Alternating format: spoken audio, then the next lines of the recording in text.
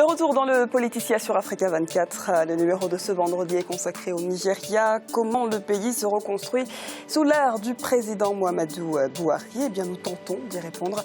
Je suis toujours en compagnie de nos invités, Jean-Bernard Bekim, Brice Dzamba et Gaston Maungu. Comment se traduisent donc les relations internationales et la diplomatie menée par le président nigérian Muhammadu Buhari depuis son arrivée au pouvoir? On va tenter d'y répondre dans ce sujet de Déocratie à Sekpodo. En mars 2015, à l'orée de son élection, le président Muhammadu Buhari avait promis un changement dans la gouvernance du Nigeria. Il aura hérité d'un pays miné par de graves problèmes de sécurité, d'inégalité économique, de corruption, mais aussi de division ethnique et religieuse. Près de 2 ans après cette accession au pouvoir, sur plusieurs plans et plus particulièrement en ce qui concerne la diplomatie nigérienne, l'ancien général n'aura pas manqué de multiplier les rencontres et autres activités dans le but de renforcer la coopération avec les autres pays du continent et du reste du monde. De Niamey à N'Djamena en passant par Yaoundé, de Paris à Washington, Berlin ou encore Pékin, le chef de l'État nigérian tente à chaque fois de faire le point sur les besoins de son pays. Le président Buhari a souvent pu appeler dans les puissances de la communauté internationale la capacité pour un leader d'imprimer sa marque sur la gouvernance de l'État demande un minimum de temps. Au-delà des questions sécuritaires, le renforcement des relations commerciales avec la communauté internationale est également l'une des priorités du président Buhari, car au Nigeria, tous les indicateurs sont dans le rouge. Le pays demeure le plus grand marché du continent. Il est donc question de maintenir la qualité des rapports bilatéraux et multilatéraux. La situation dans le delta du Niger et l'impact de la chute de la production du pétrole sur l'économie font souvent partie des principaux sujets de discussion avec les autres dirigeants. Récemment, l'ex-général va également jouer un rôle capital dans la résolution de la crise gambienne. Désigné médiateur par la CEDEAO, il va trouver aux côtés de ses pairs africains le moyen de rassurer les différents protagonistes. Et moi, je pense qu'avec ses voisins, en particulier le Nigeria, notamment dans le cadre de la lutte contre Boko Haram, la mutualisation avec les voisins, j'estime qu'elle a été plutôt efficace, le Nigeria, au plan diplomatique.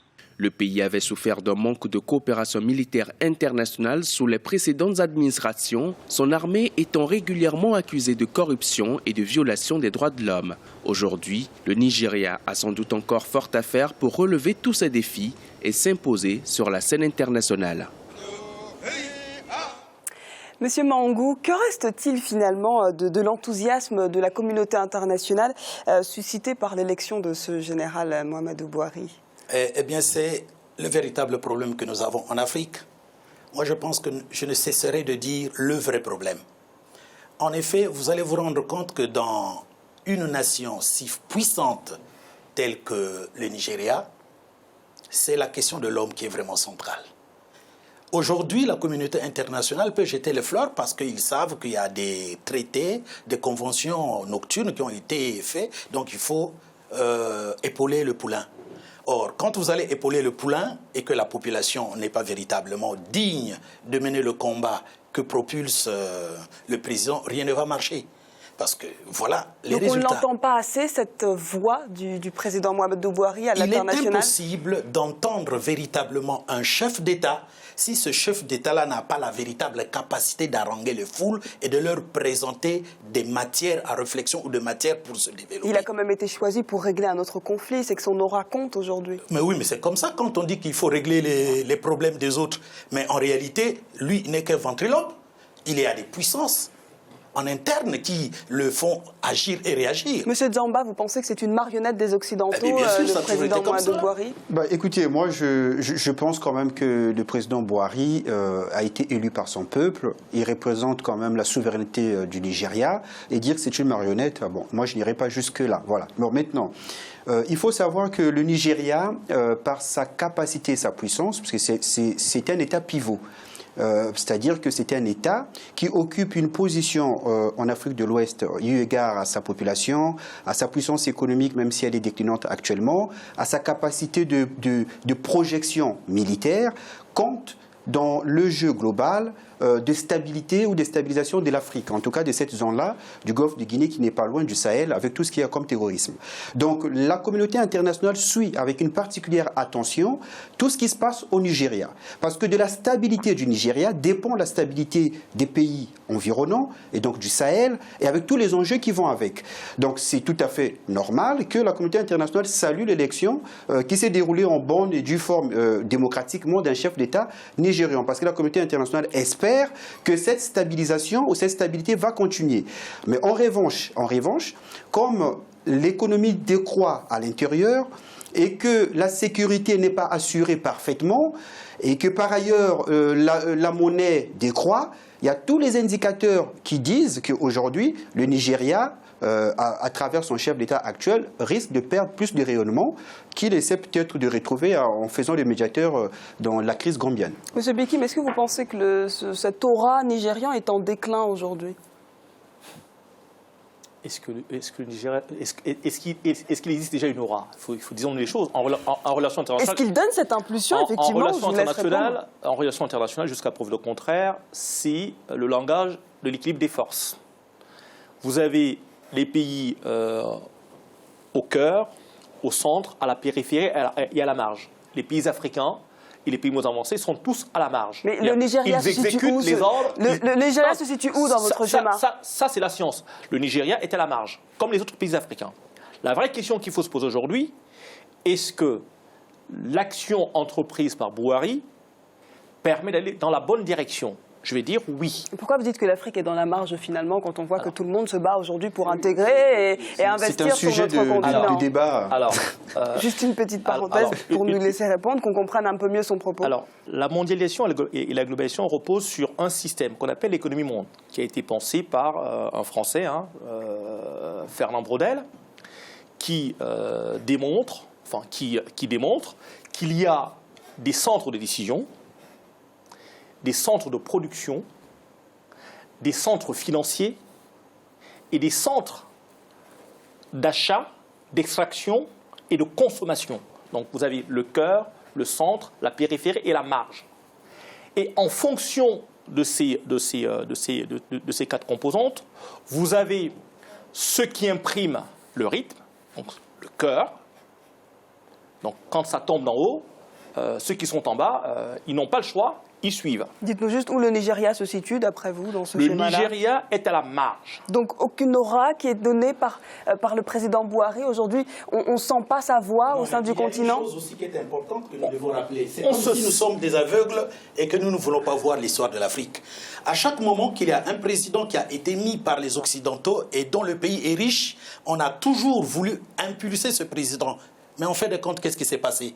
Prenez le cas de Mobutu. Comment ça s'est terminé? Prenez le cas de Kadhafi, comment ça s'est terminé? Voilà le gros problème.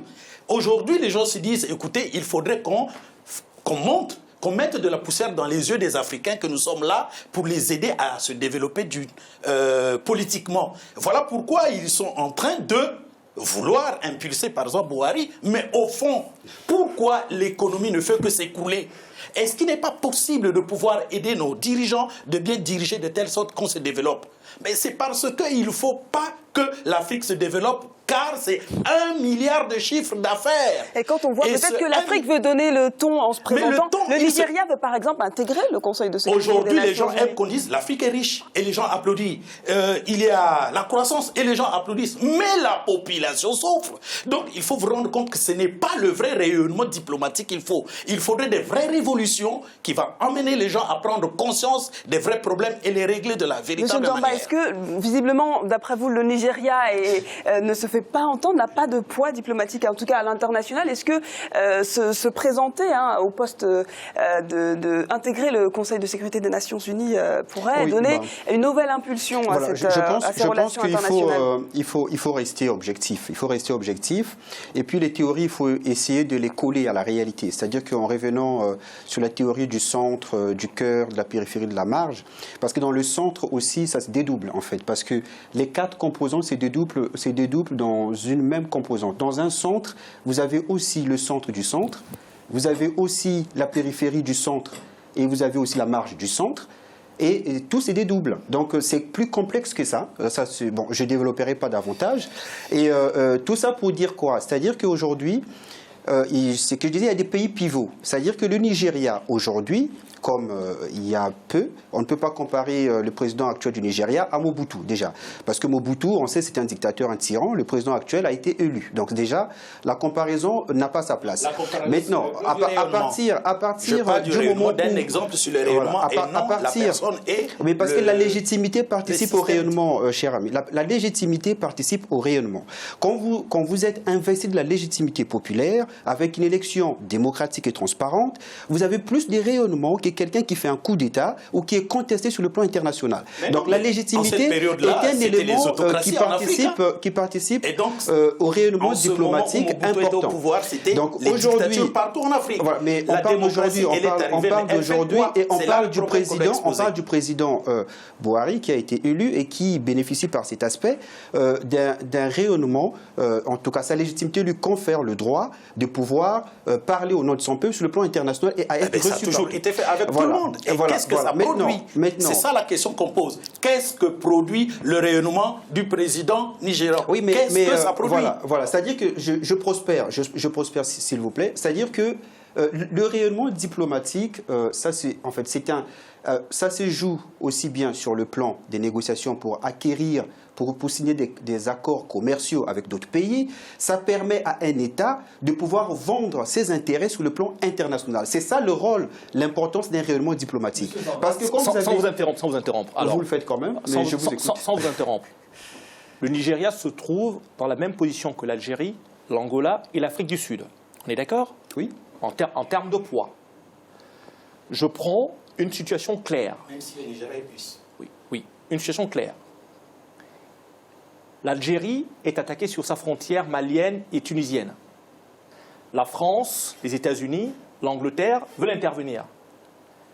Le président algérien dit « Pas question, je règle la question sur mon territoire ». Quel est le pays africain qui l'a déjà fait? Ça, c'est du rayonnement. En Algérie,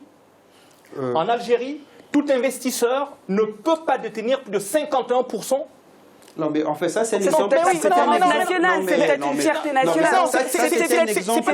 Ça se fait aujourd'hui. Ça se fait depuis 2 jours. Ne prenez pas exemple sur le président Denis Sassou Nguesso. Ça n'a rien à voir avec le cas du Nigeria. Monsieur Zamba, arrêtez de broder. Son élection a été contestée et contestable. Les relations internationales sont des rapports de force. Aujourd'hui, Monsieur Zamba, n'est recevable quasiment les relations internationales sont des rapports de force. Le Nigeria a une capacité de projection militaire qui fait que le Nigeria a été stratégiquement important pour régler le problème de la Gambie.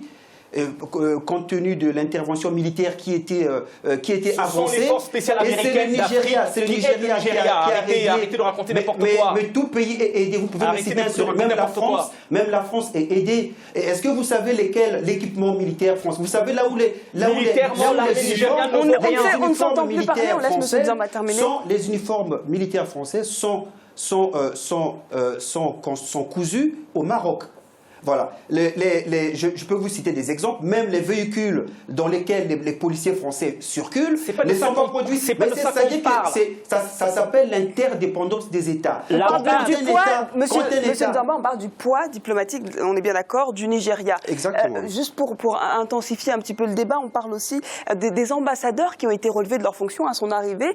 Au nombre de 47, ils ne sont toujours pas re-rentrés en fonction. On parle de mi-2017. Est-ce que ce n'est pas aussi un problème pour le pays, parce que au sein des pays à l'international, il n'y a pas de poids diplomatique nigérian à l'extérieur du pays. Non, mais c'est un problème parce que c'est extraordinaire qu'un État où des ambassadeurs ont été relevés et que jusqu'à une certaine période que ces ambassadeurs ne soient pas remplacés. Parce que c'est évident que dans ces conditions, une ambassade qui ne fonctionne pas, c'est comme un État qui est absent dans un pays. C'est évident. Et quand le pays nourrit l'ambition d'intégrer un siège au sein de l'ONU, est-ce que c'est pas là une contradiction? C'est une contradiction. C'est une contradiction.